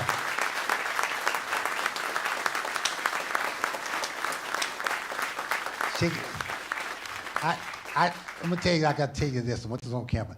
I got down here because the camera lady was gonna find me. I said, I'm gonna trick her. I'm gonna get down on the stage. As soon as I got down on the stage, she pointed the camera like a gun. She got me. I like that. I like that. Okay, you got me. Thank all of you for doing what you do. I wanted to put this on tape because I want you to know that I love you and you can't do nothing about it.